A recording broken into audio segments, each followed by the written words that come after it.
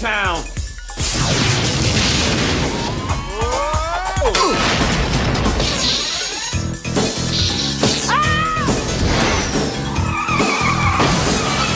Good night, folks. 1993's The Meteor Man, written and directed by the multi-talented Robert Townsend, is summarized by IMDb as: a high school teacher from a troubled inner-city Washington, D.C. neighborhood becomes a superpowered hero and takes on the gang that has been terrorizing his streets. This does not mention that the man turned superhero is a black man, and the inner-city neighborhood is a black neighborhood. I won't front, there are a lot of cheesy moments in the film, but it does have a lot of heart and great messages hidden behind the whole superhero story. So that's where I want us to take a closer inspection and talk about what I feel Townsend is trying to say in the superhero film, The Meteor Man. Before I go any further, to everyone watching and listening, thank you. I appreciate you. Before I talk about the film, I have to point out the all-star casting. Keep in mind, this is the 90s, and many of the cast are either acting veterans or black royalty. Some have done small roles here and there, but not anything major yet. And there are some who are known for their comedy or musical talents and wanted to get a taste of the film industry. We have the beautiful jazz singer Nancy Wilson. I had no idea about her musical talents. In more ways than one, and I refuse to leave until I see the morning sun creep through my window. I did recognize her face from being in some sitcoms like The Sinbad Show, The Cosby Show, and Moesha. To enchant me. Marley Gibbs, who many know from The Jeffersons and 227. Snapple Fact. In 227, she plays the mother to my celebrity twin, Miss Regina King. Do you see the resemblance? Don't front, you know you see it, but we'll move on. She is still acting currently and had a reoccurring role on the show Blackish. James Earl Jones, famously known for his voice as Darth Vader and Mufasa. Ooh, do it again. Mufasa. Mufasa, Mufasa, Mufasa. Ooh, it tingles me. I'm surrounded by idiots. But before he was the Lion King, he was King Jaffe Joffer, King of Zamunda. Believe me, I tied my own shoes once. It is an overrated experience. Robert Guillaume, who also has a distinct voice, voices Rafiki from The Lion King and can be seen in many films and had his own series called Benson. Everyone's auntie, Miss Jennifer Lewis, known for too many to mention, but I will name a few. Blackish, Think Like a Man, The Fresh Prince of Bel-Air, The Preacher's Wife, Sister Act. You could probably tell someone's age if you asked them where they were first introduced to her. There were many musical artists featured, like the late great Luther Vandross, Big Daddy Kane, Naughty by Nature, Cypress Hills, Biz Markie, and Another Bad Creation. There were comedians like Sinbad, Eddie Griffin, LaWanda Page, and the late great John Witherspoon.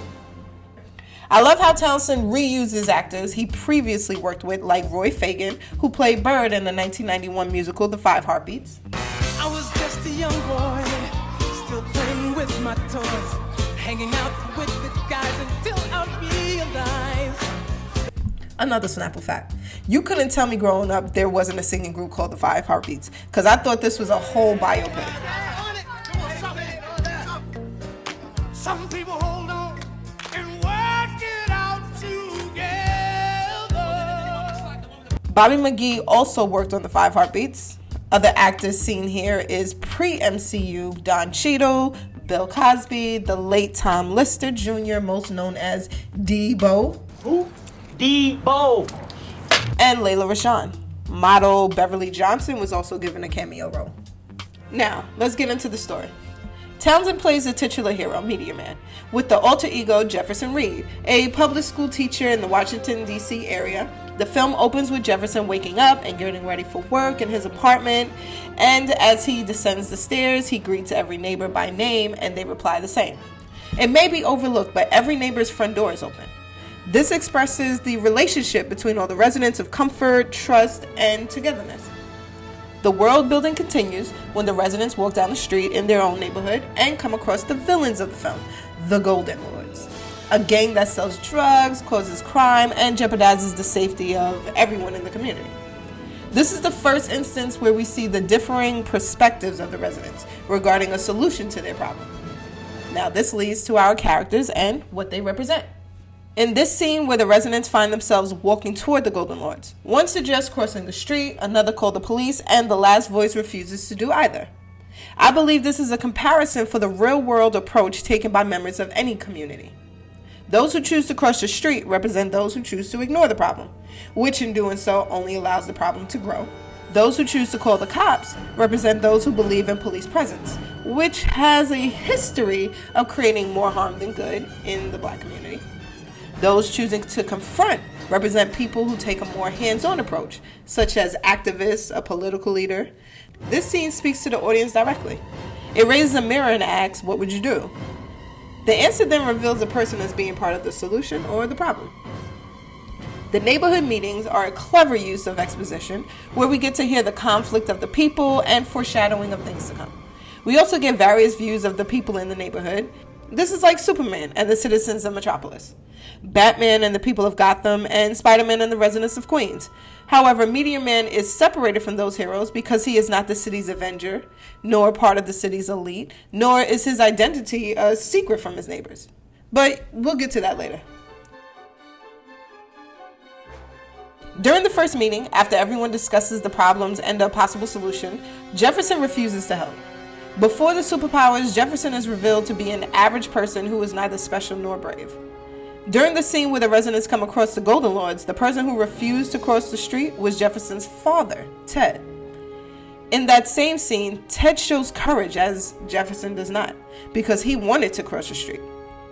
Perhaps the director wanted to show Jefferson's potential using him and his father as a comparison. Normally, when a superhero film introduces our soon-to-be hero as a grown person, they have some sort of skill or strength and personality, such as Steve Rogers, Tony Stark, Bruce Banner, and Dr. Stephen Strange. Those who are introduced as lacking skill and strength and personality are shown to be young. Look at Peter Parker, Bruce Wayne, and Peter Quill.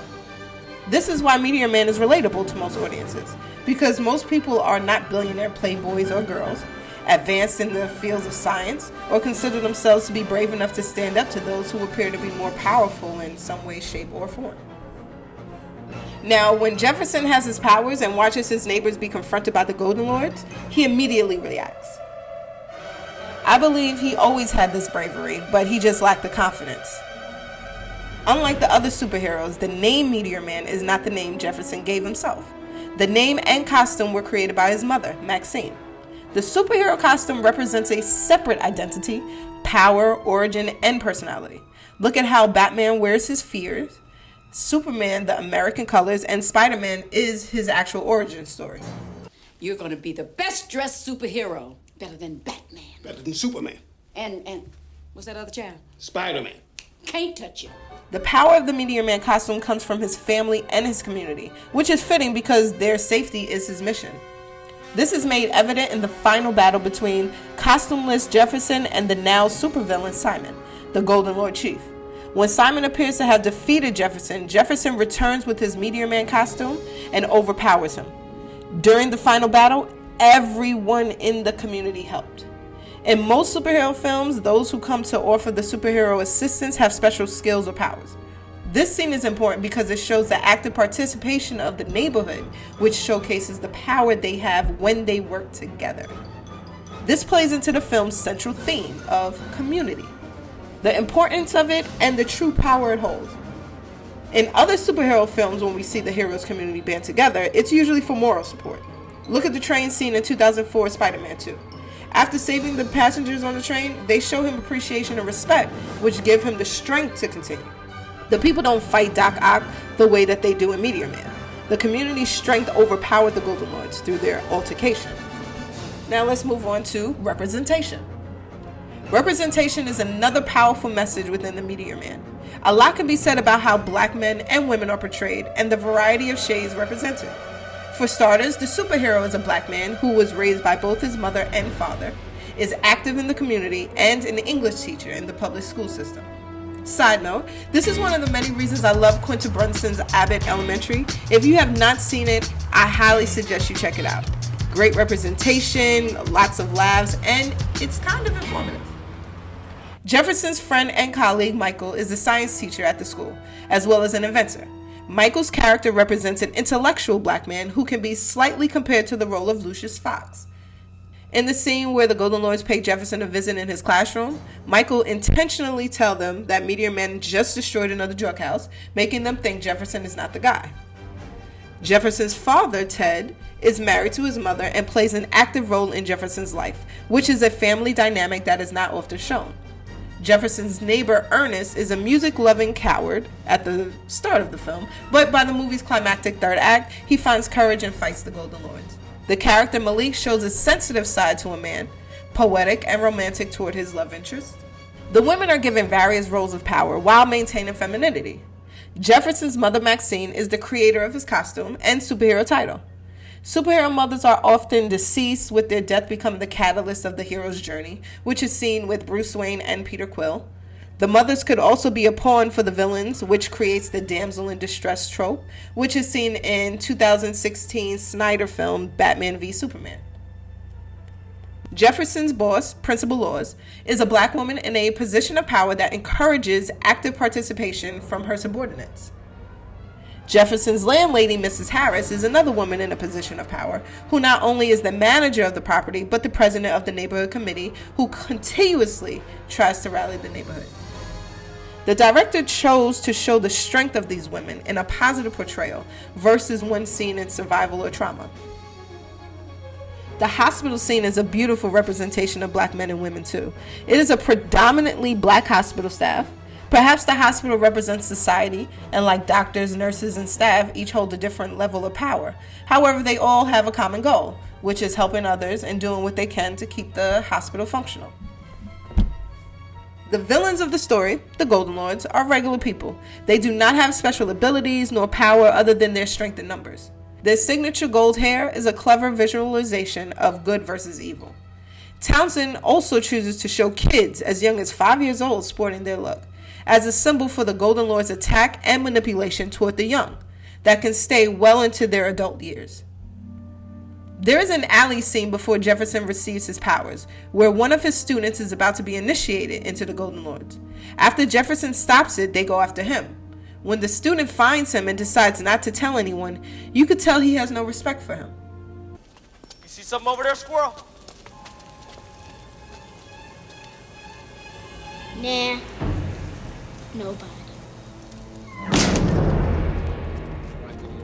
During the third act, that same student notices Jefferson standing up to the Golden Lords, even though he is definitely losing.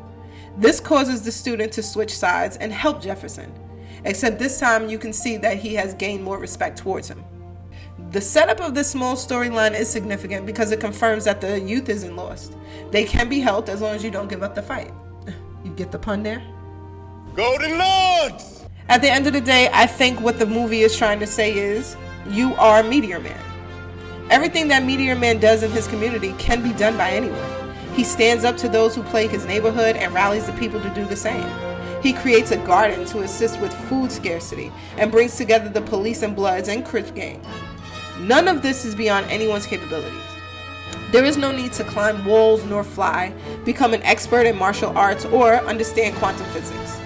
This film is a call to action, to engage in your community and become an active member toward improvement, to become Meteor Man. Thank you guys so much for staying, listening, watching. I hope you enjoyed it. Please don't forget to like, comment, and subscribe. Until next time, TTFN. Ta-ta for now.